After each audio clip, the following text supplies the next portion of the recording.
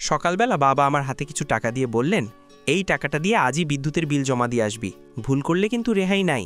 আমি তখন এতই সিরিয়াস মুখ করলাম যেন বাংলাদেশের পুরো বিদ্যুৎ ব্যবস্থা আমার উপর নির্ভর করছে। কিন্তু রাস্তা দিয়ে যেতেই বিপদ। একদম সামনে ঝলমল করে থাকা লটারি দোকান, বোর্ডে বড় বড় হরফে লেখা আজকের লটারি, নতুন মাহিন্দ্রা বলেরো জেতার সুযোগ। আমার মাথা তখনই শর্ট সার্কিট।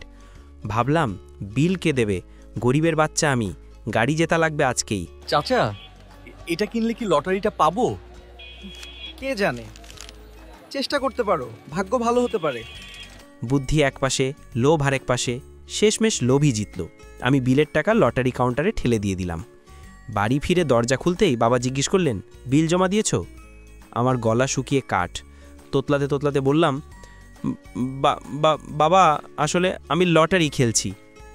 এরপর কি হলো সেটা পদার্থবিজ্ঞানের ভাষায় বললে, আমি মাটির সাথে বহুবার সংস্পর্শে এসেছি। বাবা আমাকে এমনভাবে শাসন করলেন যেন আমি বিল না দিয়ে দেশ বিক্রি করে এসেছি। রাতে মনটা ভারী হয়ে গেল।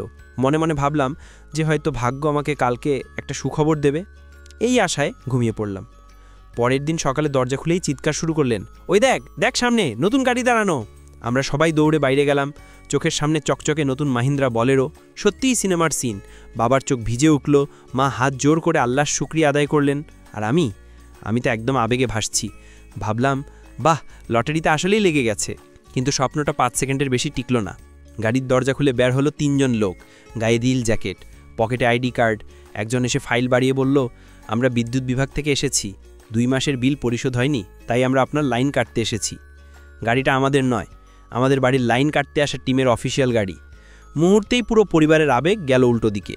সবচেয়ে বেশি কান্না আমার, কারণ বুঝলাম আমি লটারি জিতিনি, জিতেছি আবার বাবার হাতের নতুন করে গণনা। বাবা ধীরে ধীরে আমার দিকে তাকালেন, সেই দৃষ্টিতে ছিল সতর্কবার্তা, আজকে দ্বিতীয় রাউন্ড শুরু হবে। এরপর আবার সেই একই দৃশ্য, বাবার গণিতের নতুন চর্চা। আর আমি ভাবলাম যে বিদ্যুতের বিল না দিয়ে লটারি খেললে জীবনে গাড়ি আসে না, আসে লাইন কাটার নোটিশ আর বাবার হাতের স্ট্যাপলারের মতো স্মৃতি।